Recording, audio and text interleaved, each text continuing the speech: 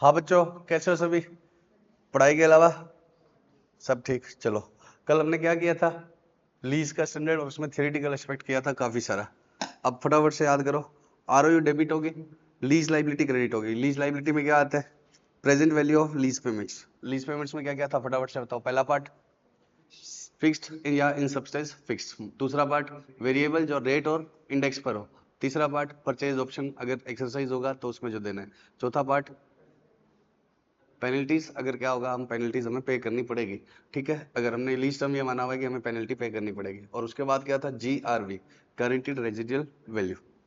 तो उन सब की पीवी तो आगे। इसके अलावा आरओयू में क्या आएगा?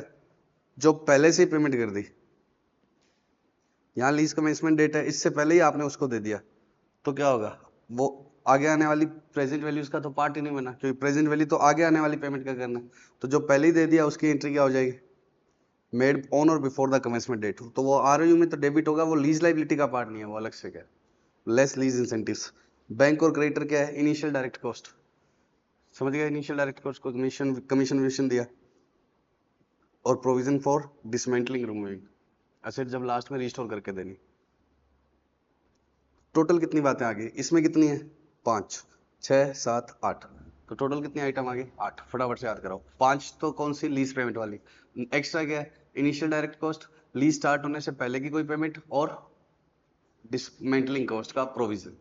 3 एक्स्ट्रा क्या है? Initial direct cost, lease start होने से पहले की कोई पेमेंट, और डिसमेंटलिंग। और इसमें 5 क्या है? Fix variable. दो तो ऐसे याद रखना, फिक्स वेरिएबल। दो क्या है? तो लास्ट में खरीदेंगे तो क्या होगा? परचेज ऑप्शन में जो देना है वो। और दूसरा क्या है? पेनल्टीज। ठीक है, टर्मिनेशन पेनल्टीज और GRV। पक्का क्या? अब एक क्वेश्चन कल छोड़ दिया था मैंने, फटाफट से कर लो। Y&Z 12 ईयर्स की लीज की, रेल कार की। ठीक है, लीज कमेंसमेंट डेट ये है।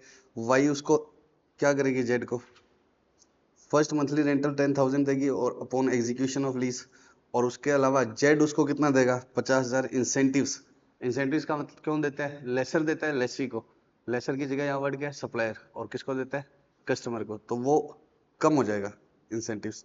और 1000 की क्या है? इनिशियल डायरेक्ट कॉस्ट, वो ऐड हो जाएगी। और 10,000 क्या है? पेमेंट मेड बिफोर या स्टार्टिंग में ही। तो फर्स्ट पेमेंट तो हाथों हाथ ही दे दी, तो वो आगे आने वाली पेमेंट की पीवी में तो इंक्लूड हो ही नहीं, तो वो आ गया। और initial measurement of lease liability क्या है? और टोटल लीज लाइबिलिटी की पीवी। पक्का? समझ गए? तो ये तो लीज लाइबिलिटी वाली बात है। ये पहले पेमेंट जो कर देना, ये इंसेंटिव माइनस कर दिया, इनिशियल डायरेक्ट कॉस्ट। इसमें भी कौन सी चीज नहीं है? प्रोविजन फॉर डिसमेंटलिंग लाइबिलिटी नहीं है। तो ये कह रहा है आरओयू कितने पर आएगी? आरओयू किस में आएगी? इन सबको मिला के। ये पूछता लीज लाइबिलिटी कितने की आएगी, तो कितना होता? 850। अब हमने उसके बाद एक क्वेश्चन कर लिया था ये वाला। अब हम क्या करते हैं? सब्सिक्वेंट मेजरमेंट क्या करना है, आगे कैसे चलना है। Company EFG enters into a property lease with entity H। किसके साथ है? हाँ बच्चों, एंटिटी EFG ने प्रॉपर्टी लीज दी H से। इनिशियल टर्म कितने की है? 10 ईयर्स। और 5 ईयर्स का क्या है? Renewal option. Economic life asset की कितनी है? 40। फेयर वैल्यू कितने की है लीज प्रॉपर्टी की? 50। EFG के पास ऑप्शन है परचेज करने का at the end of lease term. कितने पर है? 30 पर। First advance annual payment, advance को अंडरलाइन कर लो। Annual payment is 5 lakhs with increase 3% thereafter. Lease की डिस्काउंटिंग रेट है 9.04। इस पर हम बात करेंगे इम्प्लिसिट रेट ऑफ रिटर्न पर, रेट ऑफ इंटरेस्ट पर। एच ने उसको इंसेंटिव्स दिया 2 लाख। ठीक है, payable at the beginning of second year, which is to be use for normal tenant improvement. ठीक है, company EFG is reasonably certain that exercise करेगी ये ऑप्शन, परचेज ऑप्शन एक्सरसाइज करेगी, तो ये लीज पेमेंट का पार्ट होगा। ऑप्शन तो है लेकिन लेना कब होता है? जब रीजनेबली सर्टेन होगी हम परचेज ऑप्शन एक्सरसाइज करेंगे। अब EFG इसको कैसे मेजर करेगी? आरओयू को और लीज लाइबिलिटी को। फटाफट से देखो। पहली पेमेंट कितने की है? 5 लाख। पहली पेमेंट कितने की है? 5। अगली कितनी बढ़ जाएगी? 3%। तो 5 लाख का 3% कितना हो जाएगा? 5,15,000। पहली कब करनी है? डे 1 पे। दूसरी कब करनी है? अगले साल के डे 1 पे। और उसी समय इंसेंटिव आएगा कितने का? 2। तो 5,15 - 2, 315 कर देंगे। पक्का? समझ गए।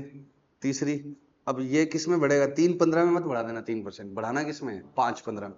बस ये कितना करना है, 350। तो इसने पहले ये अलग से निकाला है, 5 3 15 5 30, ये समझ गए। ये 315 कैसे आया, 5 लैक्स प्लस 3% माइनस 2 लैक्स। अब पीवी निकालनी है तो पहली पेमेंट पहले ही दिन है एक, दूसरी पेमेंट कब है, दूसरे साल के पहले दिन, तो मतलब 1 साल बाद ही है एक तरह से। तो ये यहाँ 1 से स्टार्ट होगा, और ये टोटल कितनी आ गई पीवी, 37 39, ये 3% बढ़ा के ये इसकी क्या आ गई पीवी। और परचेज ऑप्शन भी है, तो वो 30 लैक्स का और है, वो भी किसका पार्ट है, लीज लाइबिलिटी का ही। ये कौन सा आएगा परचेज ऑप्शन, 10वें साल के एंड का। ये और ये मैच क्यों नहीं हो रहे, क्योंकि ये 10वें साल का बिगिनिंग है, 10 साल की लीज है, तो ये 10वें साल का क्या है, बिगिनिंग, इन पर स्टार लगा लो। ये 10वें साल का क्या है, बिगिनिंग। लेकिन परचेज ऑप्शन कब होगा, 10वें साल के बिगिनिंग पे थोड़ी होगा, तो ये 10वें साल का एंड। तो कितना हो गया, इन दोनों का टोटल आ गया 37 + 12 49 99 648। इसने इसको राउंड ऑफ करके कितना कर दिया बच्चों, 50 लाख। ठीक है, तो ROU टू लीज लाइबिलिटी आ गई 50 लैक्स। अब लीज लाइबिलिटी को क्या करना है आगे, ROU पर तो क्या लगाते जाओगे, डेप, और लीज लाइबिलिटी का क्या करना है। ठीक है, अब डेप कितने सालों में लगाओगे, अगर आप परचेज ऑप्शन एक्सरसाइज कर रहे हो तो फिर एसेट आपकी होगी, तो आपकी लाइफ कितनी होगी एसेट की, 40 साल। अगर आप परचेज ऑप्शन एक्सरसाइज नहीं कर रहे होते तो क्या होता, लीज लाइबिलिटी निकालते समय क्या नहीं लेते, ये 30 लाख की पीवी नहीं लेते, और बोलो लीज टर्म कितना होता, या तो 10, और या फिर क्या 10 + 5, डिपेंड करता है वो। इसमें तो 10वें साल के एंड में ही क्या कर रहा है, ये मान रहा है कि लीज परचेज ऑप्शन एक्सरसाइज होगा, तो रिन्यूअल को कंसीडर ही नहीं करना है। अगर परचेज ऑप्शन एक्सरसाइज नहीं होता तब हम क्या करते हैं, चलो परचेज नहीं होगा, रीजनेबल ये तो है कि रिन्यूअल हो जाएगा, मान लो रिन्यूअल हो जाता, तब लैब कितने में लगाते हैं, 15 में, और रिन्यूअल नहीं होता ये मानकर कर रहे होते तो लैब कितने में लगाते हैं, 10 में। समझ गए, परचेज ऑप्शन एक्सरसाइज हो गया तो लाइफ कितनी रहेगी, मतलब 40, और लीज टर्म कितना हो गया, 40 हो गया, मतलब 10 साल के बाद का आगे का लिया ही नहीं, क्योंकि 10 साल के बाद मेरे पास परचेज ऑप्शन भी था और क्या था, रिन्यूअल ऑप्शन। तो रिन्यूअल क्यों कैंसिल ही हो गया बाय डिफॉल्ट, क्योंकि परचेज हो गया तो फिर रिन्यूअल की बात ही नहीं आई। हाँ, परचेज ऑप्शन नहीं ले रहा होता तब मैं क्या मानता, लीज टर्म या तो 10 या 15, और 10 होता 10 में राइट ऑफ करता, 15 तो 15 में, लेकिन अब कितने में करूंगा, 40 में। पक्का। सेकंड, लीज लाइबिलिटी कैसे बढ़ेगी, अब इसमें कुछ बच्चों ने गड़बड़ कर दी थी जब ये दिया गया था उनको। लीज लाइबिलिटी में क्या आ गया, बाय ROU कितने का आ गया था, 50 लाख।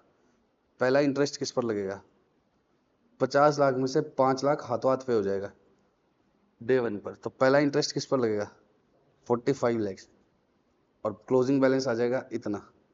अगले साल के पहले दिन ही ये वाला क्लोजिंग बैलेंस आएगा और टू कैश हो जाएगा 5 लाख। अब अगला इंटरेस्ट किस पर आएगा, ये बैलेंस माइनस 5 लाख पर आएगा, तो ये ध्यान रख लेना। पहला इंटरेस्ट किस पर है, 50, हाथों हाथ ही 5 पे कर दिया, तो पहला इंटरेस्ट किस पर है, ये किसका है, 45 का, और क्लोजिंग बैलेंस कितना आ गया ये, क्योंकि अगली इंस्टॉलमेंट इस साल के एंड में है, अगले साल के पहले दिन है, तो अभी 5 लाख अगला माइनस मत कर देना। ठीक है, अब अगला इंटरेस्ट किस पर लगेगा, इस अमाउंट का, इस अमाउंट का चेक करो यार है क्या, 9.04।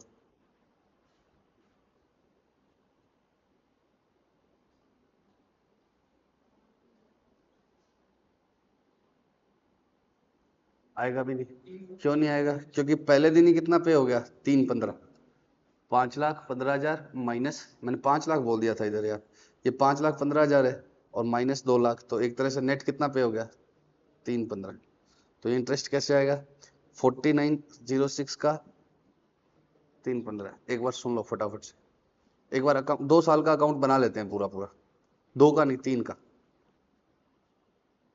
कैसे बनेगा बताओ, सबसे पहले बाय ROU कितने का आएगा, 50 लाख। 2 कैश हाथों हाथ कितना आ गया 5। इंटरेस्ट 4590 का, बोलो 45 लैक्स का 9.04 करना कितना आता? 4,06,800। बैलेंस शीट में बैलेंस कितना आएगा? 49,06,800। अगले साल 49,06,800। कैश कितने का आ गया? 315 का। ये नेक्स्ट ईयर के वेरी फर्स्ट डे पे हो गया, तो अगला इंटरेस्ट कितना लगेगा? दिस माइनस दिस का रेट 9.04 कितना आएगा? 415009। और यही बैलेंस बच जाएगा कितने का? 50,06,899। अगले साल 50,06,899। पहले इंटरेस्ट लगेगा या पहले कैश पे होगा? कितने का? 530450। करते रहोगे ऐसे आगे। तो अब आपको तो अकाउंट बनाना नहीं है, तो आपको ये टेबल के कंपोनेंट ही याद रखने पड़ेंगे। तो सबसे पहले क्या लिखोगे आप? 50 लैक्स। पेमेंट कितने की होगी? 5। और वो 5 की 5 ही क्या है? प्रिंसिपल। तो कितना रहेगा? 49 45। उसका ये इंटरेस्ट लगा दिया ये। अब अगले साल कितना पे हो गया?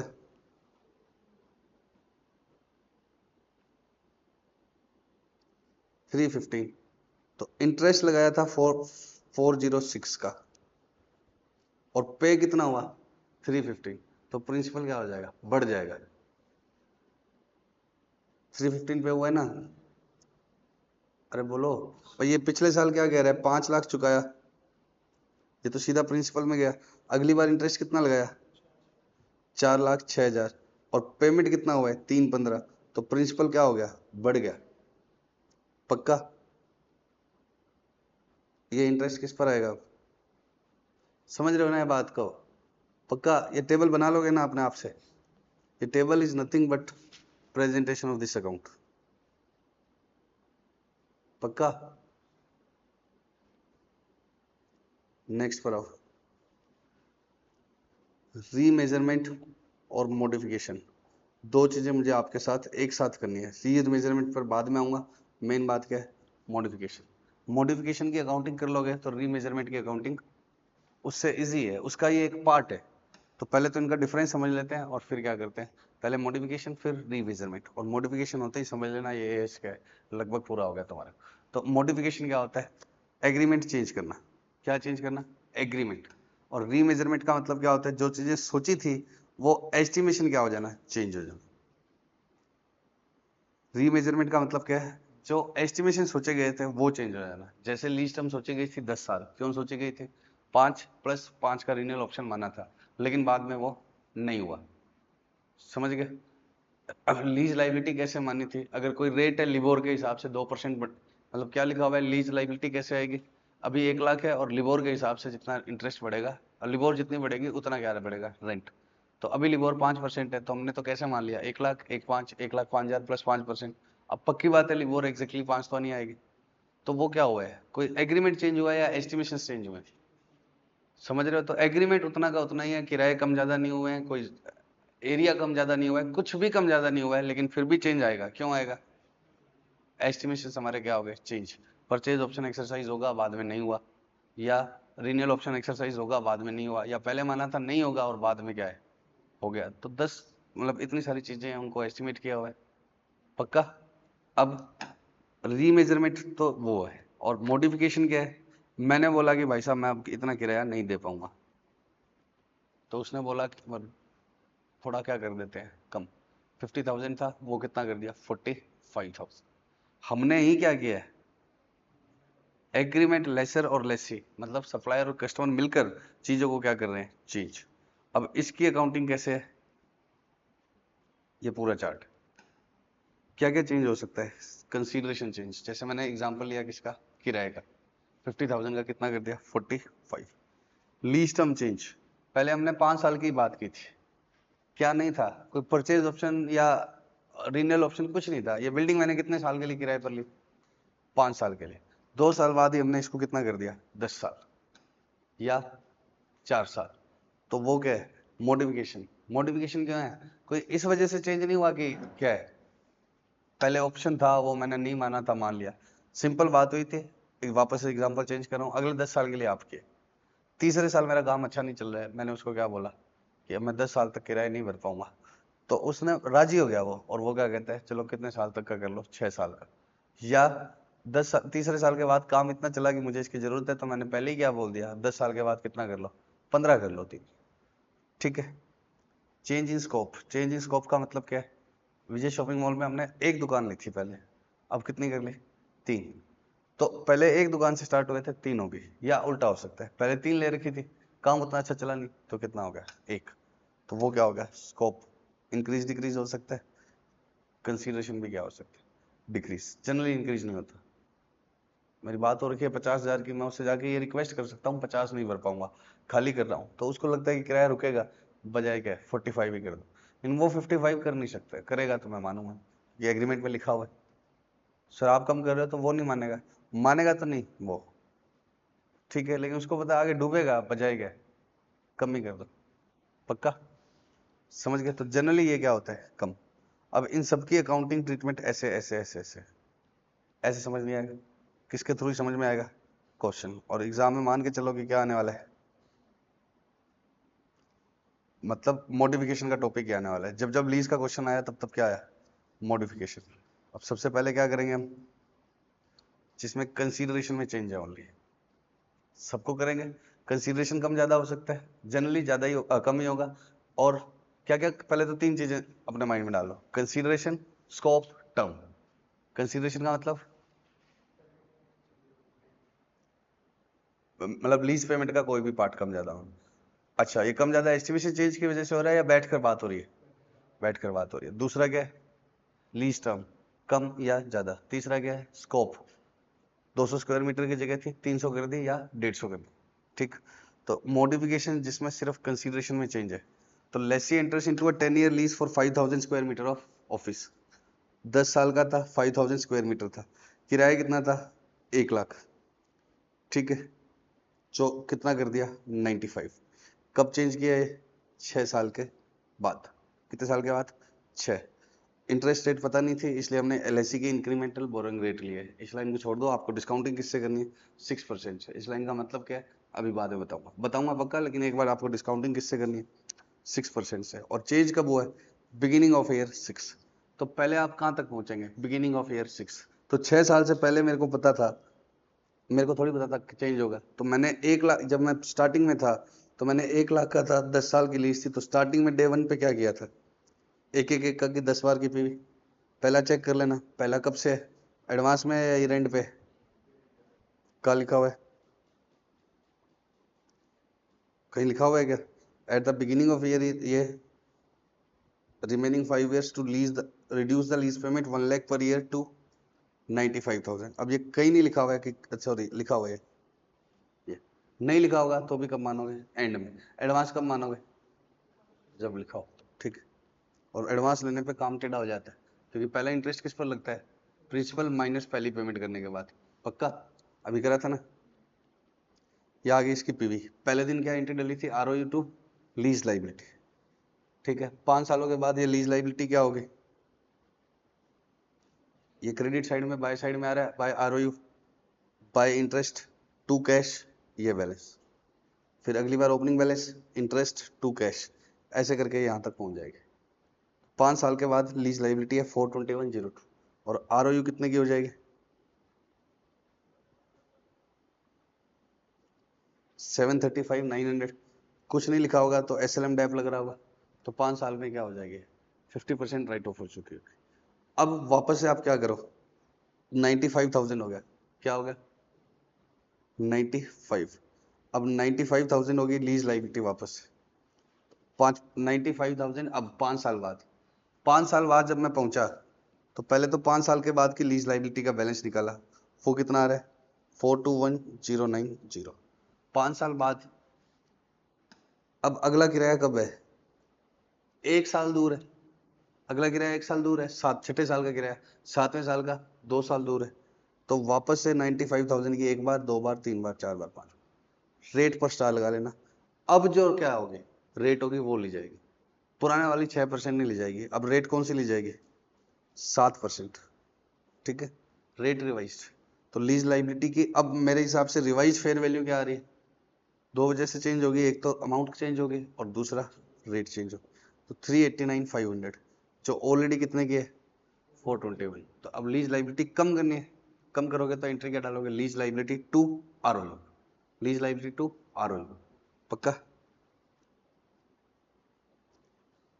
3-1 ये कर lease lessee recognises the difference between the carrying amount and the lease liability immediately before modification. Sorry, ये कैरिंग अमाउंट नहीं है, कैरिंग अमाउंट पहले से ये थी और अब इसकी वैल्यू ये करनी है, तो मुझे कम करना है तो एंट्री क्या डलेगी, लीज लाइबिलिटी टू आरओयू, एडजस्ट इसमें करना है आरओयू। तो ये तो किसका चेंज हो गया, कंसीडरेशन का। तो कंसीडरेशन चेंज में कुछ नहीं करना, जहां तक चेंज नहीं हुआ है वहां तक पहुंच जाओ पहले, फिर क्या करो, नए किराए की नई रेट से प्रेजेंट वैल्यू डिफरेंस जो आ रहा है पुरानी लीज लाइबिलिटी में और इसमें, उसको डेबिट क्रेडिट कर दो। लीज लाइबिलिटी बढ़ानी है तो क्रेडिट डेबिट आरओयू, कम करनी है तो लीज लाइबिलिटी टू आरओयू। और जनरली कम ही होगा, क्यों कम होगा, क्योंकि किराए कम हो रहे हैं। बढ़ कैसे सकती है, इंटरेस्ट रेट की वजह से। बोलो, किराए कम हो रहे हैं लेकिन इंटरेस्ट रेट क्या हो जाए अलग, अदरवाइज जैसे डिस्काउंटिंग रेट पहले कितने से थी 6, अब आपने कितनी करी है 7 करी है, तो अब तो दिख ही रहा है कि कम होएगा, तो डिस्काउंटिंग ज्यादा रेट से कर रहे हो। लेकिन डिस्काउंटिंग रेट मान लो 4% से करते हैं, तब क्या होता, भले ही किराया कम हो गया लेकिन पीवी बढ़ सकते थे। ठीक है, तो आपको इतना सोचना ही नहीं है, आपको तो क्या करना है, अंतर जो आ जाए उसको आरओयू में डालना है। ठीक है, किराए कम होंगे तो जनरली चांसेस क्या है कि लीज लाइबिलिटी की वैल्यू कम होगी, क्योंकि इंटरेस्ट रेट में इतना फर्क नहीं आता। अब आगे बताओ, illustration 34, lessee interest into a 10 year lease for 5000 square metre. Annual lease payment कितने की थी 1 लाख, ये इम्प्लीसिट रेट पता नहीं थी इसलिए कितने से काम चला रहे थे 6%। 7वें साल के शुरू में क्या किया इन्होंने, आगे कितना बढ़ा दिया, लीज टर्म बढ़ा दिया, कितना 4 साल। लीज टर्म कितना कर दिया 7 साल के बाद, कितना कर दिया 4 साल और बढ़ा दिया। Annual lease payment are unchanged, वो अभी भी उतनी रहेगी। Less is incremental borrowing rate अब कितनी होगी 7। यहाँ बात क्या हुई थी, कितने साल का है टोटल काम 10, मतलब लीज टर्म 10 ईयर्स, 7 साल नहीं 6 साल बीत चुके eight the beginning of year 7, मतलब 6 साल के बाद। लीज टर्म 14 साल हो गए प्लस 4 और हो गए। ठीक, और पहले रेट कितनी थी 6, अब कितनी होगी 7। पहले भी किराए कितने थे 1 लाख, अब आगे एक्सटेंडेड पीरियड के भी कितने 1 लाख। पहला काम क्या करना है, यहाँ पहुँचना है, यहाँ पहुँचना है। तो यहाँ जब पहुँचे थे तो जब हम यहाँ थे तो हमने कितना माना था 10 साल, तो 1-1 लाख की पहले क्या करी इसने 10 साल की पीवी निकाली, वो आ गई 735,900। ठीक है, 735,900 बाय साइड में आ गया, लीज लाइबिलिटी में by ROU, by interest to cash, ऐसे करके कहाँ तक पहुंचा 6ठे साल के एंड में या 7th के बिगिनिंग में। ठीक है, तो कितनी पेमेंट निकल चुकी है 6, 7th ईयर के बिगिनिंग में। यहाँ तक समझ में आ गया। अब क्या करो, लीज लाइबिलिटी अब कितनी रहेगी, आगे कितने देने हैं, एक एक एक एक एक 4 साल नहीं, अब कितने साल और बढ़ गए 6 तो निकल गए, तो 4 तो ओरिजिनल वाले बाकी थे, 4 और बढ़ गए। अब 7वां साल 7 साल दूर नहीं है, 6 साल के बाद अब 7वां साल कितना दूर है 1 साल। तो दोबारा से कहाँ पर आ जाओ इस जगह पर, और अब देखो आगे जो किराए देने हैं उनकी पीवी कितनी है, 1-1 लाख किराए में चेंज हुआ ही नहीं है। रेट अब कौन सी आएगी 7, पहले किससे चल रहा था सारा सिस्टम 6 से, पीवी भी 6 से निकाली थी और ये चार्ट भी। तो ओरिजिनल लाइबिलिटी निकालने के लिए कितनी आई थी 346, 6 यूज करा था। अब आगे जो किराए रह गए उनकी पीवी कितनी आ रही है, सॉरी ये वाला आगे जो लिखा 7 हुआ है लेकिन डिस्काउंटिंग एक बार ही करनी है, ध्यान रख लेना, क्योंकि 6ठे साल के बाद हो रहा है 591। तो बढ़ाना है, किसको बढ़ाना है, तो आरओयू टू लीज लाइट। ठीक है, पक्का समझ गए।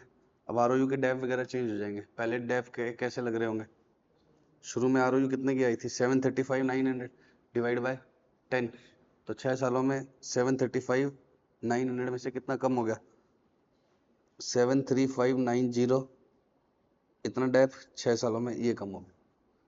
6 सालों में डेफ कम हो गया, तो बचा हुआ क्या आ गया, रिमेनिंग अमाउंट। अब उसमें कितना और ऐड हो गया, ये वाला। अब इन दोनों का एडिशन को कितने सालों में राइट ऑफ करना है, बचे हुए 8 साल में। ठीक है, एज्यूमिंग एसएलएम फॉलो किया हो। ठीक है, नेक्स्ट क्या है, मॉडिफिकेशन दैट, ये अभी देखो हमने क्या क्या पढ़ लिया, increase the scope by extending the lease term, क्या बढ़ाई है हमने, लीज टर्म बढ़ाई है। कितने केस होंगे, कंसीडरेशन जनरली कम होता है, भले ही ज्यादा हो चाहे कम हो, ट्रीटमेंट यही रहेगा। क्या है वो नीचे बाद में पढ़ लेंगे, हमने कर लिया ना कंसीडरेशन चेंज। अब लीज टर्म इंक्रीज भी हो सकती है और डिक्रीज भी, स्कोप इंक्रीज भी हो सकता है और डिक्रीज भी। ठीक है, अब हम कौन सा पार्ट कर रहे हैं, लीज टर्म या स्कोप, स्कोप जो डिक्रीज हो रहे हैं, स्कोप क्या हो रहा है, डिक्रीज। हमेशा दिक्कत किस में आएगी, डिक्रीज में, इंक्रीज में कुछ भी नहीं आएगी। कर ही लिया आपने, अब डिक्रीज ध्यान से समझना। 5000 का था, 10 ईयर्स का था, लीज पेमेंट कितनी थी, 50,000 हर साल के एंड में, डिस्काउंट रेट कितनी थी, 6%। 6 साल के बाद स्कोप क्या कर दिया, 25। फटाफट से काम गया, और मतलब 5,000 मीटर की बजाय स्पेस कर दिया आधा, किराए क्या कर दिए, 50,000 से 30,000। ठीक है, मॉडिफिकेशन कैसे, स्कोप कम हो रहा है ना, पहला काम क्या है, 5 साल बाद पहुंचना है। तो सबसे पहले तो हमने 10 साल का माना था, तो ये पीवी आ गई 6% से, ओरिजिनल वाली रेट 367,500। फिर चेंज कब हो रहा है, 5 साल के बाद, तो ये बाय साइड में आ गया, लीज लाइबिलिटी में आ रही हो।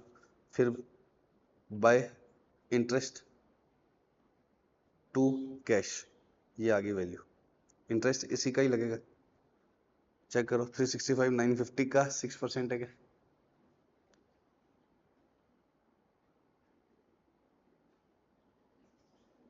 367,950 का 6% है।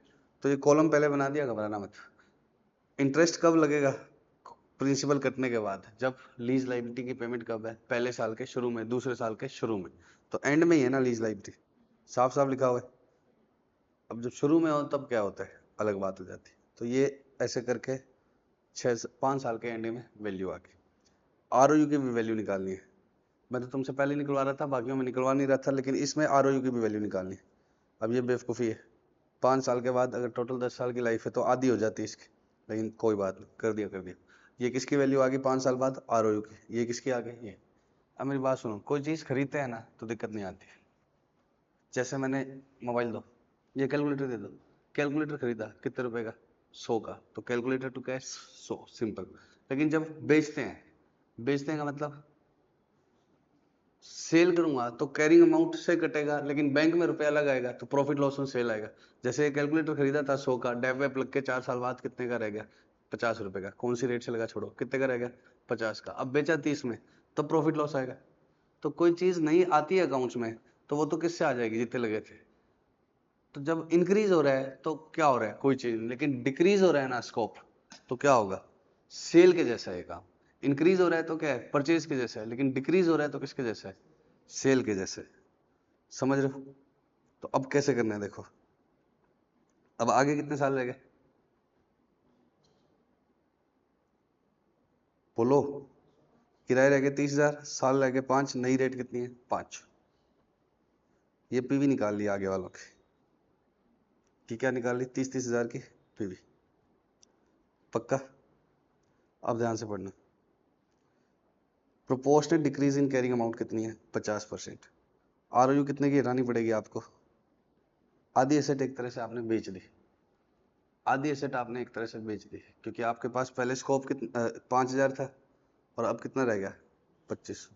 तो ये हटा कौन सा रहा हूँ, जो रह गया 2500 या जो बच गया, रह गया। मान लो पहले 5 था और अब कितना रह गया, 2,000। तो कैरिंग अमाउंट कितनी हटाता, कितने की थी एसेट की कैरिंग अमाउंट, इस समय कैरिंग अमाउंट थी 183,975। तो एसेट बेच दी एक तरह से 183,975। ये अपने आप में कितना है, 5,000। मुझे हटानी कितनी है, 3,000। अगर मैं आगे 2,000 ही रखता तो क्या होता, मल्टीप्लाई किससे करता, 3,000। लेकिन यहाँ पर क्या है, दोनों ही 2500 है, तो मैं कितने से हटा दूंगा, 2500 से। तो आरओयू की कैरिंग अमाउंट निकालो, और जितना स्कोप कम हो गया प्रोपोर्शनेट कम कर दो। पक्का। अब लीज लाइबिलिटी कितने की कैंसिल होगी, 50% of pre modification lease liability कितने की है, 105। लीज लाइबिलिटी कितने की थी, कैरिंग अमाउंट कितने की थी, 210। तो लीज लाइबिलिटी की भी प्रोपोर्शनेट अमाउंट हटा दो, और डिफरेंस क्या बुक कर लो, प्रॉफिट। डिफरेंस क्या बुक कर लो, प्रॉफिट।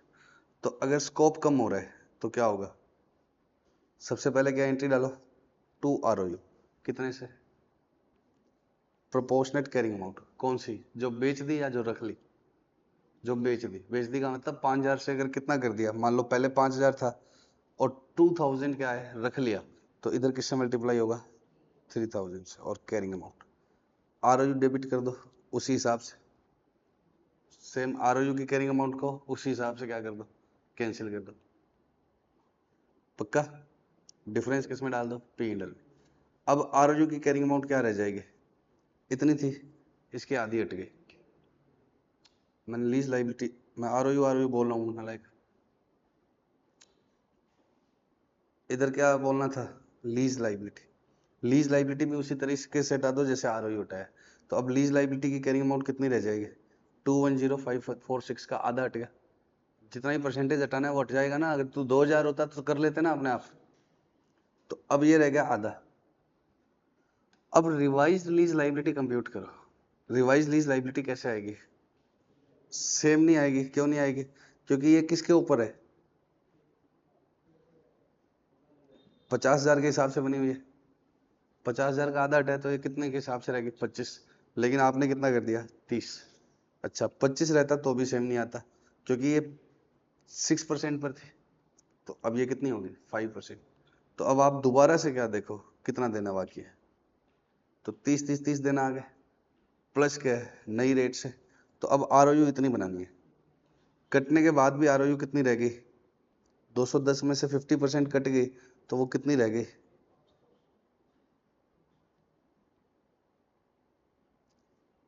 105 223। और उसको करना कितने, जो रिमेनिंग अब बच गए उनकी रिवाइज पे से 129।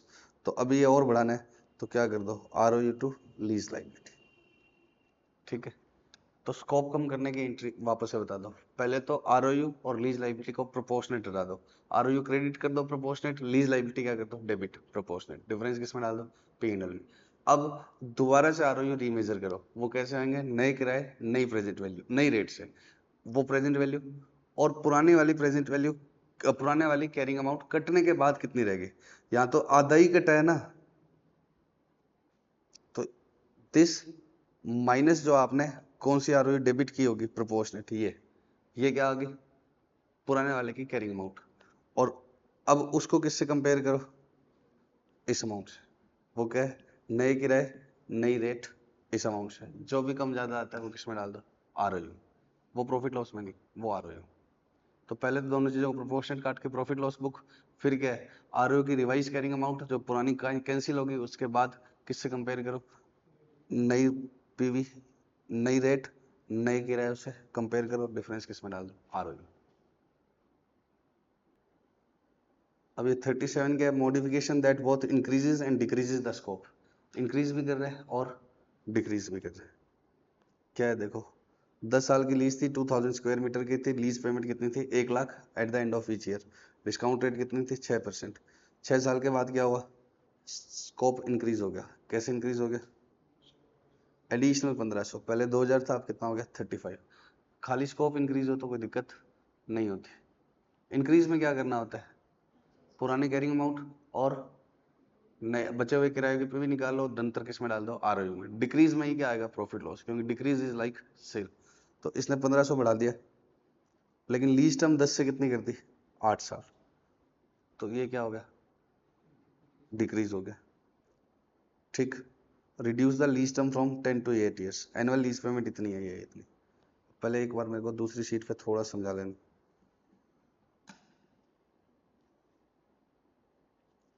सबसे पहले स्कोप इंक्रीज, और फिर क्या, स्कोप डिक्रीज। स्कोप इंक्रीज करेंगे तो क्या होगा, मान लो यहां चेंज किया है, इस जगह पर स्कोप इंक्रीज करने का मतलब 1500 स्क्वायर मीटर को कितना कर दिया, 2000। यहां तक किसके हिसाब से बनाया होगा आपने, 1500 के हिसाब से। अब क्या करो, किराए पहले 1 लाख थे, अब कितने हो गए जाएंगे, थोड़े बढ़ जाएंगे, कितना ही बढ़ जाएंगे उसको छोड़ो, इसमें देखना मत कि 1.5 लाख के होंगे। तो पहले यहाँ तक की क्या निकाल लो, ROU और लीज लाइबिलिटी का बैलेंस। अब फिर आगे क्या देखो, 1.5 लाख की नई रेट से पीवी, वो मान लो कितनी आ रही है, 6 लाख, और आपकी यहाँ पर ROU लीज लाइबिलिटी पड़ी कितने की है, 5 लाख। तो आप क्या कर दो, ROU to lease liability 1 lakh से डाल दो, स्कोप बढ़ रहा है तो। स्कोप का इंक्रीज समझ में आ गया, पुरानी कैरिंग अमाउंट और नए किराए with new PV, new rate की पीवी का अंतर ROU में जाएगा। कोई लॉस प्रॉफिट नहीं आएगा। लॉस प्रॉफिट कब आता है, जब हम कोई चीज बेचते हैं तो इंक्रीज पे नहीं आएगा। स्कोप डिक्रीज हो रहा है तो जैसे अभी इस क्वेश्चन में हुआ ही था, तो प्रोपोर्शनेट क्या उठा दो, lease liability, proportionate ROU, difference P and L. फिर क्या करो, बचे हुए किरायों की, नए किरायों की नई रेट से पीवी, और पुरानी लीज लाइबिलिटी में इस एंट्री का इंपैक्ट लेने के बाद जो कैरिंग अमाउंट बच गई वो, और बचे हुए किरायों की नई रेट से पीवी का अंतर किस में डाल दो, ROU में। कम ज्यादा जो है ROU to lease liability. Scope decrease हो रहा है, इसका क्या करना है हमने, पहले तो यहां तक पहुंचना है, कुछ भी हो जाए हर केस में यहां तक पहुंचना है। अब स्कोप डिक्रीज हुआ था हमारा, कैसे हुआ था इस क्वेश्चन में, 5000 से कितना स्क्वायर मीटर रह गया था, 2500। तो इस दिन की आधी ROU की अमाउंट हटा दी, आधी लीज लाइबिलिटी की अमाउंट हटा दी। इससे पहले जो भी लीज लाइबिलिटी की कैरिंग अमाउंट थी, उसमें से ये वाली कैरिंग अमाउंट क्या कर दो, माइनस। मान लो ये 100 था और ये कितना, आधा हटाने से 30, तो 100 माइनस 30 कितना आ गया, 70। अब आगे किराए कितने रह गए थे, 30 हजार, और नई रेट से क्या निकाल ली, पीवी। अब वो कितनी आ रही है, मान लो 80 आ रही है, तो क्या करो, ROU टू लीज लाइबिलिटी 10 से और डाल। तो स्कोप इंक्रीज सिंपल है, जिसका कोई क्वेश्चन नहीं है। डिक्रीज अभी हमने क्वेश्चन किया। लीज टर्म इंक्रीज हो जाए, 6 साल निकल चुके, आगे 4 साल ही बचे थे, लेकिन कितने कर दिए, 2 और बढ़ा दिए। तो लीज टर्म इंक्रीज हो जाए तो क्या होगा, पहले यहां तक की कैरिंग अमाउंट निकाल लो लीज लाइबिलिटी की। अब नए किराए कितने हो गए अगले 6 सालों के, वो उनकी नई रेट से क्या निकाल लो, पीवी। और जो पुरानी लीज लाइबिलिटी आ रही है 100 की, और नई वाली की कितनी आ गई, 120, तो वो ROU में डाल दो। पक्का। तो इंक्रीज की बात करोगे ना आप, चाहे वो स्कोप इंक्रीज हो चाहे लीज टर्म इंक्रीज हो, आपको क्या करना है, बस आगे आने वाले किरायों की नए किराए नई रेट से पीवी एग्जिस्टिंग लीज लाइबिलिटी से कंपेयर कर लो, और कम ज्यादा है वो ROU में डाल दो। ठीक है, पक्का। डिक्रीज होगा तब क्या है, स्कोप डिक्रीज होगा तो आप समझ गए, प्रोपोर्शनेट कैरिंग अमाउंट और दोनों तरफ से काट दो, डिफरेंस P&L में डाल दो। अब लीज लाइबिलिटी की रिवाइज कैरिंग अमाउंट क्या होगी, जो पहले से यहाँ तक थी वो माइनस ये कट गई, वो कट कटा के मान लो 70 आ गए। अब नए गिराए नई रेट से पीवी निकालो, और उन दोनों का अंतर फिर से ROU में डाल दो। अब हम क्या कर रहे हैं, लीज टर्म डिक्रीज हो जाए तो। अब वो क्वेश्चन इकलौता नहीं है, क्यों नहीं इकलौता, कि लीज टर्म तो डिक्रीज हुई है, प्लस क्या हुआ है, एडिशनल। लेकिन हम पहले इसमें क्या करेंगे, लीज टर्म डिक्रीज का इंपैक्ट और फिर इस एडिशनल का इंपैक्ट। तो लीज टर्म डिक्रीज का इंपैक्ट इसके थ्रू सीख लेंगे, फिर मेरे सारे केस हो जाएंगे। कंसीडरेशन इंक्रीज डिक्रीज कुछ भी हो, अलग अकाउंटिंग नहीं है। कहाँ गया, ये था, कंसीडरेशन पे अलग अकाउंटिंग है ही नहीं। ठीक है, इन दोनों में से कुछ भी क्या हो जाए, इंक्रीज हो जाए तो क्या होगा, ये वाला पार्ट अभी नहीं समझा है। हमेशा क्या होगा, रीमेजर कर लो लीज लाइबिलिटी को, सब में क्या ही कर रहा है, रीमेजर कर लो लीज लाइबिलिटी को और ROU में एडजस्ट कर दो। इसमें भी इंक्रीज हो जाए तो लीज लाइबिलिटी को रीमेजर कर लो, ROU में एडजस्ट कर लो। चेंज इन कंसीडरेशन में भी क्या है, रीमेजर कर लो। स्कोप डिक्रीज हो जाए तो क्या होगा, स्कोप डिक्रीज हो जाए तो लीज लाइबिलिटी और ROU को क्या करो, प्रोपोर्शनेट काट लो, ठीक है, पार्शियल काट लो और डिफरेंस का डाल दो पी इंटरवल, और अगले वाला स्टेप इसने लिखा नहीं है, नहीं कि अभी भी एक चीज और डालनी है ना उसके बाद भी आर टू लीज लाइबिलिटी, तो वो इसने लिखा नहीं पक्का। अब हम कौन सा कर रहे हैं, अच्छा ये sorry sorry sorry sorry sorry sorry इसका, अब हम मतलब ये वाला बोलना था, मैंने टिक इससे कर दिया था। अब हम कौन सा कर रहे हैं, ये वाला। अब हम कौन सा कर रहे हैं, ये वाला है, ट्रीटमेंट सेम ही लेकिन टिक इस पे डालना था मुझे, समझ गए। अब लीस्ट हम डिक्रीज कर रहे हैं, तो प्रॉब्लम कहाँ है, डिक्रीज में या इंक्रीज में, पढ़ो तो कहीं नहीं है। अब सुनो हम क्या कर रहे हैं, लीस्ट हम क्या कर रहे हैं, डिक्रीज।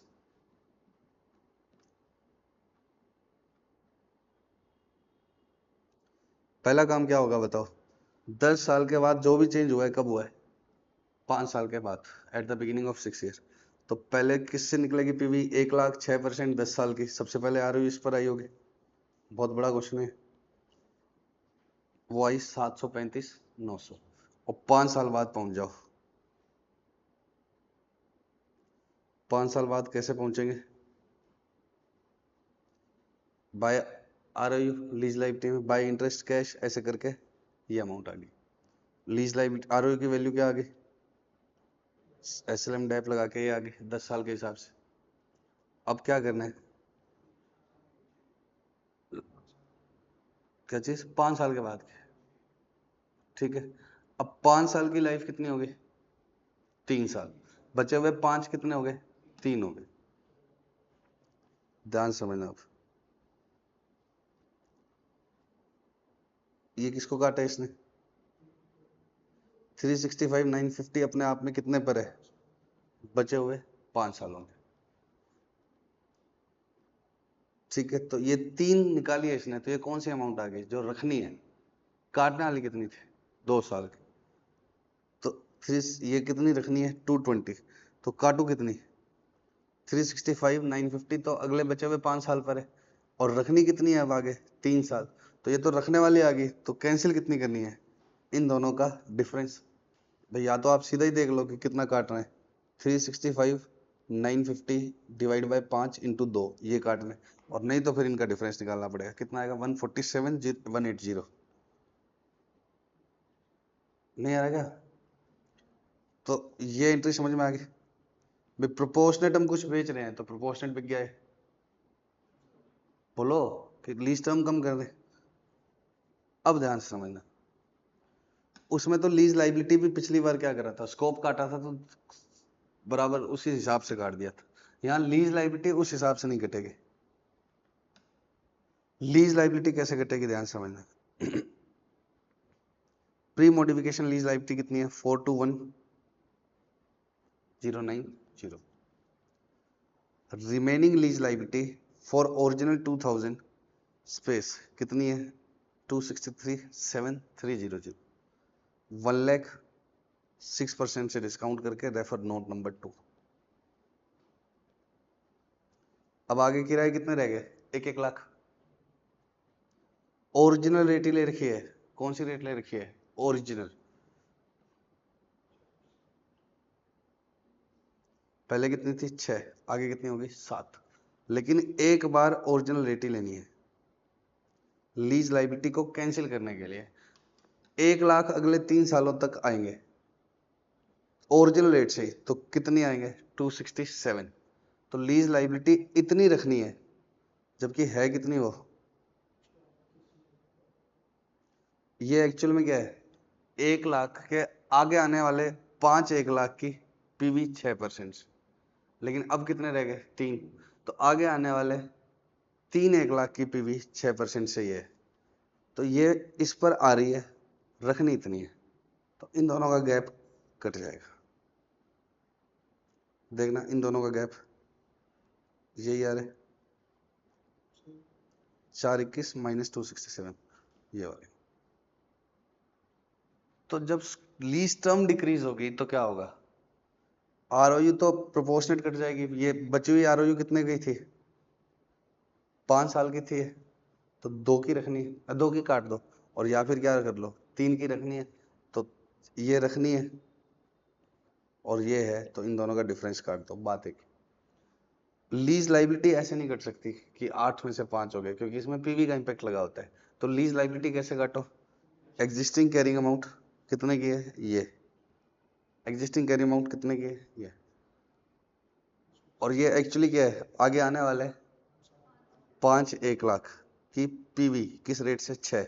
अब 5 1 लाख में से 2 1 लाख हट गए, तो कौन सा हटा, चौथा और पांचवा, उनकी अलग ही वैल्यू आएगी ना, वो प्रोपोर्शनल थोड़ी कर सकते हैं कि डिवाइड बाय 5 इंटू 2 हटा दो, समझ रहे हो ना, चौथा और पांचवा घट रहा है, तो इसलिए क्या बोलता है, रिवाइज कैरिंग अमाउंट निकाल लो ओरिजिनल रेट से। अभी हम क्या कर रहे हैं, सेल की बात कर रहे हैं, तो इसलिए किससे निकाल लो, ओरिजिनल रेट से, और वो रखने वाली अमाउंट आ जाएगी, और इन दोनों का अंतर उड़ा दो, डिफरेंस किस में डाल दो, लीज पेइंग। तो ये decrease in lease term, decrease in scope में तो दोनों आराम से कट जाते हैं, इसमें क्या होगा, आरओई तो आराम से कट जाएगा प्रोपोर्शनेट, लीज लाइबिलिटी के लिए दोबारा से पीवी निकालनी पड़ेगी।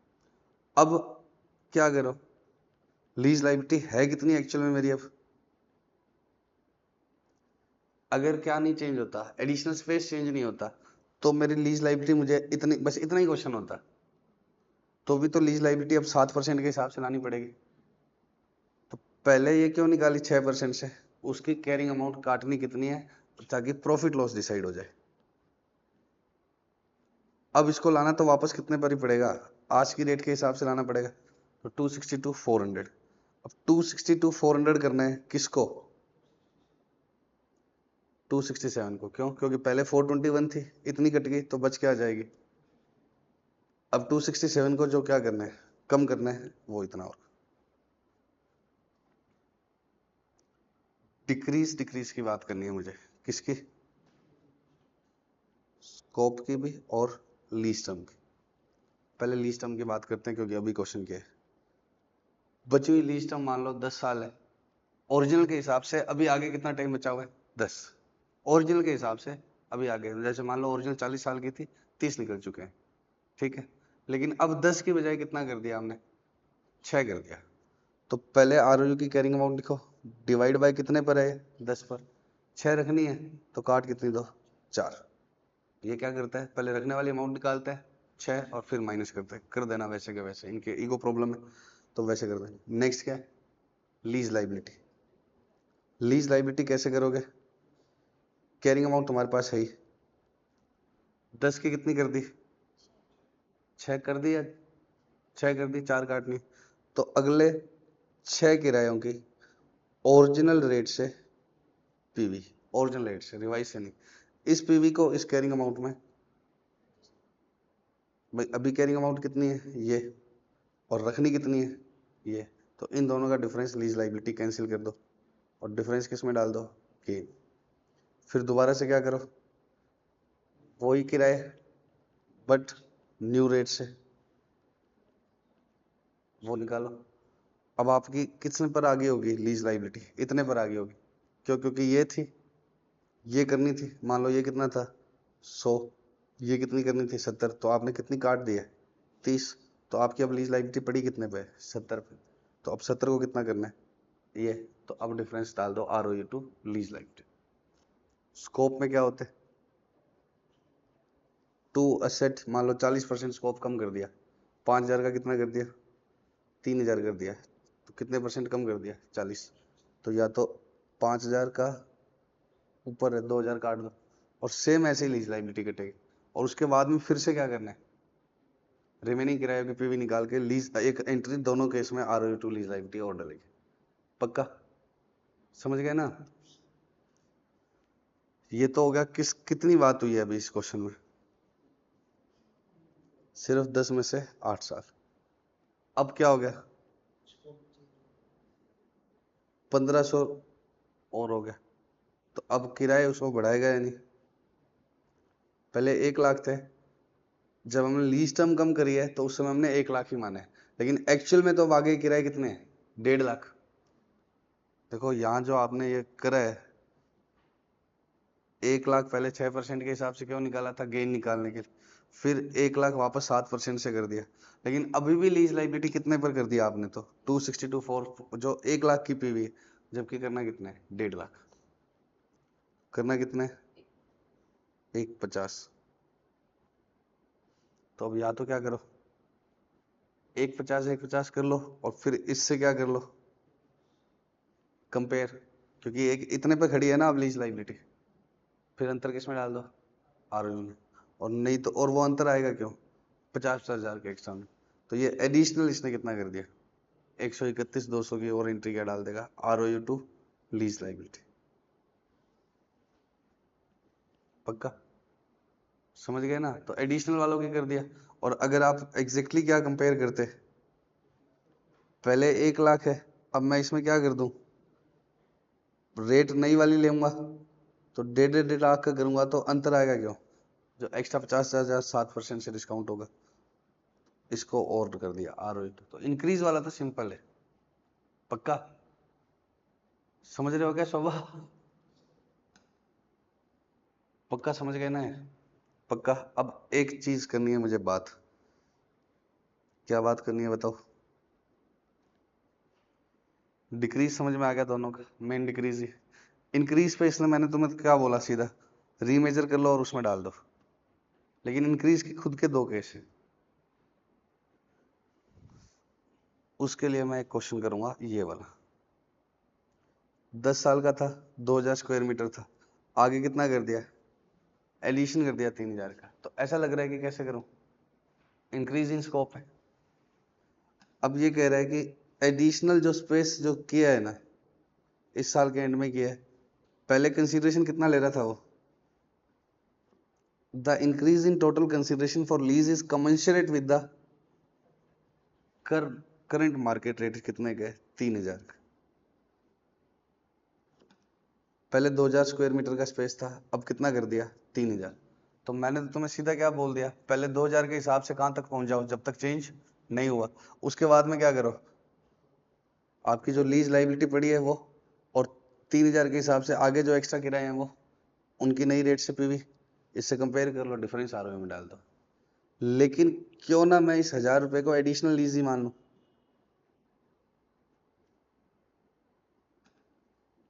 1,000 स्क्वायर मीटर को, पहले कितने का था, 2,000 स्क्वायर मीटर का, 1-1 लाख के क्या थे, अगले 10 सालों के रेंट थे। तो 1 लाख कितनी बार, 10 बार, पीवी आ गई थी मान लो कितनी, 10 लाख, 8 लाख। ठीक है, 5 साल बाद क्या किया गया,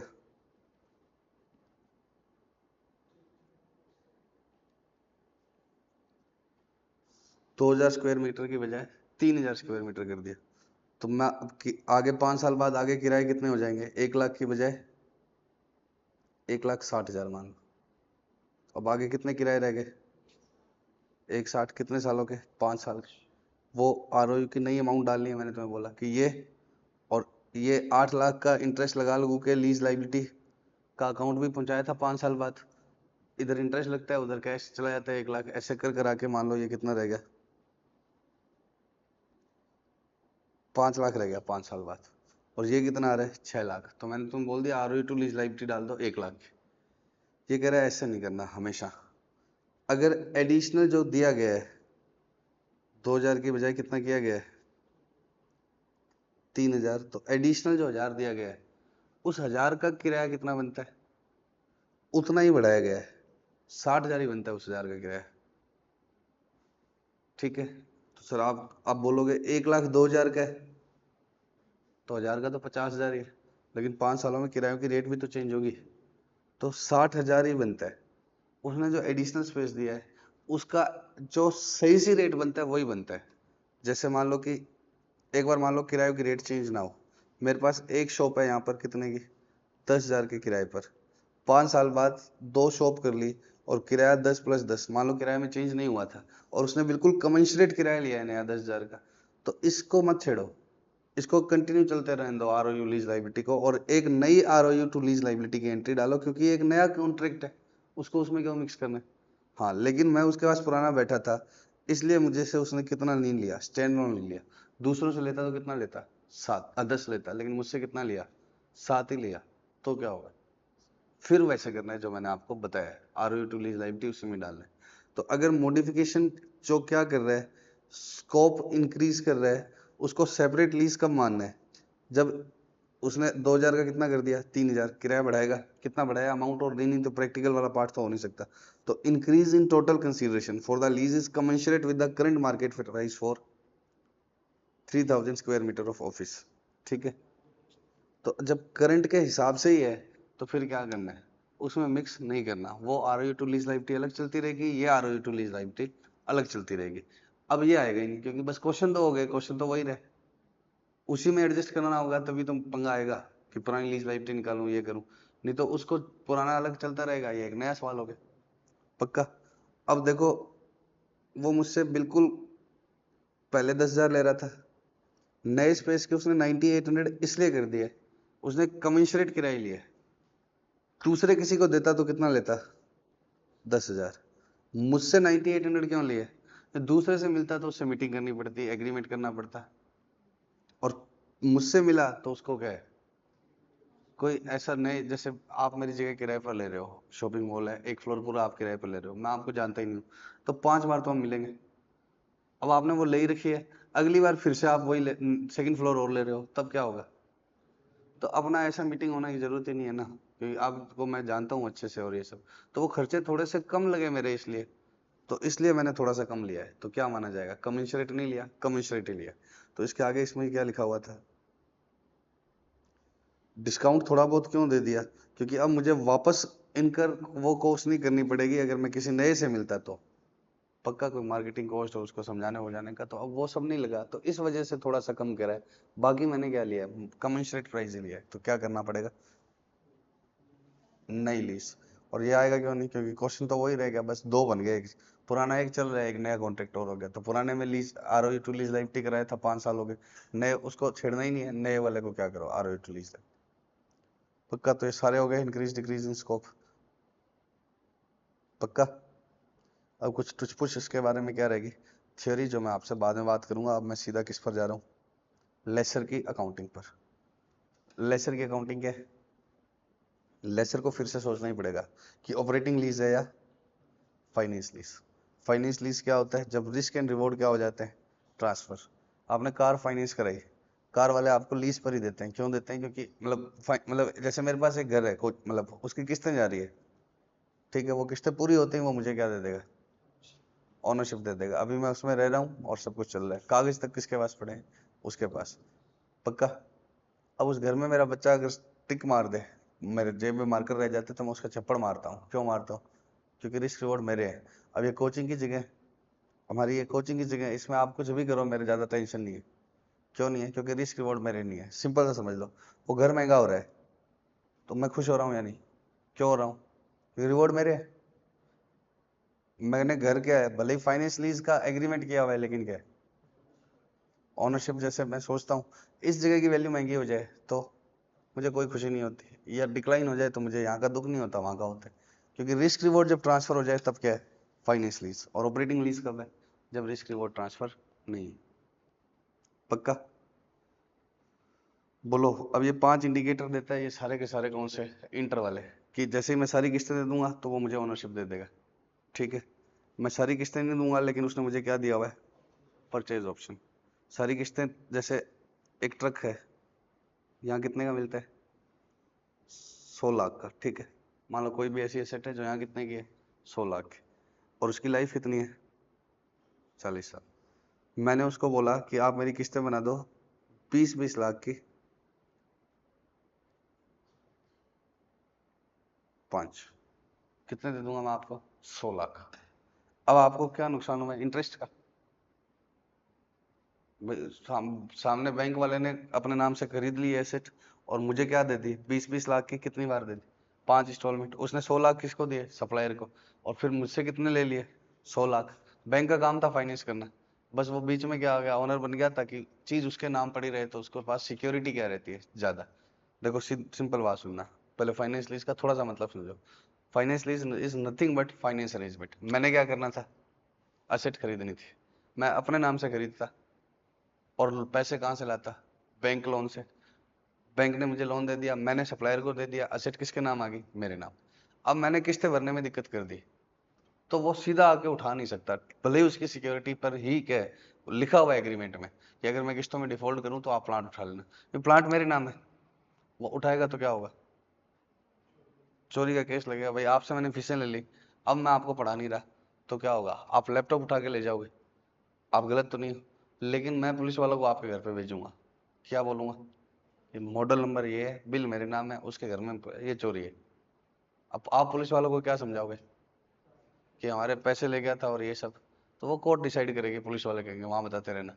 आपको चोरी थोड़ी करनी चाहिए था, आपको पैसे ले लिया था उसका केस करना चाहिए था। तो अगर चीज मेरे नाम है और बैंक सीधा ही उठा के ले गया तो क्या होगा, फंस जाएगा।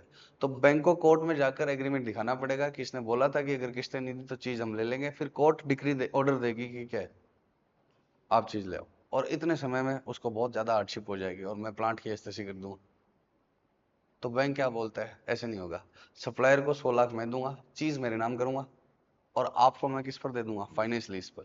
आप किस्तें भरते रहना, आप जिस दिन मेरी किस्तें पूरी कर दोगे मैं आपको लास्ट में भेज दूँ। तो मैंने उसको बोला भाई 100 लाख की एसेट है, 40 साल की किस्तें बनानी नहीं है, मैंने मैं फटाफट चुका दूंगा, मेरी इतनी कमाई है कि जो 20 लाख की किस्त है मेरी कमाई जस्टिफाई करती है कि मैं 20 लैक्स पे कर दूँ। अब ये बैंक को क्या चाहिए था, इंटरेस्ट। बैंक को क्या चाहिए कि जितना भी मैं पैसा दूं उसकी पीवी क्या आ जाए, 100 लाख। तो ऐसे करके बैंक ने देखा कि यहाँ 25 लाख और दे दे, सॉरी 20 लाख और दे दे, तो मेरा सारा पैसा आ गया, 100 लाख भी आ गया प्लस मेरा जो भी इंटरेस्ट रेट चाहिए थी मुझे वो आ गई। तो बैंक ने मुझे बोला कि यहाँ आप खरीद सकते हो, आपके पास परचेज ऑप्शन है, कितने पर खरीदने का, 20 लाख पर। और यहाँ इस ट्रक की 100 लाख का था, 5 साल बाद फेयर वैल्यू कितनी होगी मान लो 60 लाख, तो मैं एक्सरसाइज करूंगा या नहीं, करूंगा, क्योंकि ये इतना कम है 60 लाख की फेयर वैल्यू से कि ये क्या एक्सरसाइज हो। तो ये second condition, lessee has the option to purchase the asset, lessee के पास क्या है, परचेज करने का option at a price that is sufficiently lower than the fair value at the date option becomes exercisable. Option कितने पर है खरीदने का, 20 लाख का, फेयर वैल्यू जिस दिन ऑप्शन एक्सरसाइजेबल हो रहा है वो क्या है, 60 लाख। तो ये इतनी सफिशिएंटली लोअर है कि मुझे इंसेप्शन पर ये पता है कि क्या होगा, ऑप्शन एक्सरसाइज होगा। तो ये क्या है, इंडिकेटर है कि क्या है, फाइनेंस लीज है। पहला क्या है, असेट मेरी बन जाएगी या मुझे लीज टर्म के बाद सस्ते रेट पर खरीदने का ऑप्शन है, और इतना सस्ता है उस दिन की फेयर वैल्यू से कि ऑप्शन एक्सरसाइज होगा। असेट मेरी नहीं बनेगी लेकिन इकोनॉमिक लाइफ के मेजर पार्ट के लिए है। असेट 10 साल की 8 साल के लिए मैंने लीज पर ले ली, तो 2 साल का मैं मतलब लेने को 10 को ही ले लूँ, लेकिन 9 में 10 में साल चीज़ बहुत खराब हो जाती है। तो हम ऐसी चीज़ यूज़ नहीं करना चाहते, इसलिए मैंने बोल दिया कि 8 साल के लिए, ठीक है। और पूरे साल के लिए ले लिया या मेजर पार्ट के ले लिया तो क्या, फाइनेंस लीज। और अगला क्या है, किरायों की प्रेजेंट वैल्यू किसके बराबर आने लग जाए, सभी लीज पेमेंट की प्रेजेंट वैल्यू किसके बराबर आ जाए, 100 लाख की। तो इसका मतलब क्या है, उसने पैसे पूरे लिए हैं तो रिस्क लास्ट में चीज़ मेरी है। तो ये इंडिकेटर क्या है, इंसेप्शन डेट पर present value of lease payment किसके बराबर है, लगभग फेयर वैल्यू के बराबर, substantially all the fair value. और असेट स्पेशल नेचर की है कि मेरे अलावा कोई यूज ही नहीं कर सकता। इंडियन रेलवे के पार्ट्स कौन बनाता है, बीएचईएल। बीएचईएल ने मान लो 200 करोड़ का कोई चीज बनाई, अब वो इंडियन रेलवे के अलावा उसका दूसरा कोई कस्टमर ही नहीं है। अब भले ही एक मतलब 1 साल के लिए ले इंडियन रेलवे उससे, तो भी बीएचईएल क्या रिकवर करेगा, सारे पैसे। वो कहेगा भले ही तू लीज पर ले कुछ ही ले, मेरे को 200 करोड़ प्लस मेरा प्रॉफिट दे। तो असेट इस नेचर की है कि कोई दूसरा यूज ही नहीं कर सकता किसके बिना, बहुत बड़े मॉडिफिकेशन के बिना। तो क्या होगा, वो पक्का क्या होगी, फाइनेंस लीज। क्यों, क्योंकि वो उसी से लेगा सारे रुपए। बोलो आज मैंने एक चीज बनाई जो सिर्फ आपके काम की है, तो क्या होगा, फाइनेंस लीज। टाटा कंपनी क्या करती है, फोर्टिस के लिए एम्बुलेंस बनाती है, ठीक है। फोर्टिस उसको लीज पर लेता है ताकि किस्तों में धीरे धीरे पैसा देता रहे। टाटा कंपनी को एम्बुलेंस मान लो 20 लाख की पड़ी, तो वो 40 से 20 लाख पूरे लेगी प्लस अपना क्या लेगी, लेट इंटरेस्ट, मतलब लेट पेमेंट का इंटरेस्ट। 20 लाख की मान लो टाटा की कॉस्ट पड़ी, 5 लाख तो प्रॉफिट है, 25 लाख प्लस लेट आएगा तो क्या लेगा, इंटरेस्ट। अब फोर्टिस कहेगी मुझे 2 साल के लिए चाहिए, तो टाटा कहेगा मेरे को नहीं बता, मेरे को पूरे चाहिए। क्यों, क्योंकि आप तो एम्बुलेंस खड़ी कर जाओगे, टाटा की कारें बिकती है, शोरूम में हम एम्बुलेंस थोड़ी बेच लेंगे आधे रेट। तो वो नेचर ही ऐसा है एसेट का कि और कोई यूज नहीं कर सकता बिना मॉडिफिकेशन के। तो अब आपको कोई दूसरा नर्सिंग होम वाला ले ले, उस पर पूरा फोर्टिस धोटिस सब छाप देते हैं बाहर की तरफ, तो दूसरे के भी दिक्कत आती है पेंटिंग और सब करने में। तो बिना बहुत बड़ी मेजर मॉडिफिकेशन के और कोई यूज नहीं कर सकते। तो ये 5 इंडिकेटर है, इसको लर्न कर लेना, ठीक है। अब फाइनेंस लीज की अकाउंटिंग किसके उल्टी है, ऑपरेटिंग लीज के। इसको हम नेक्स्ट क्लास में करते हैं। तो अब नेक्स्ट क्लास में ये क्या हो जाएगा पूरा bye bye, love you so much.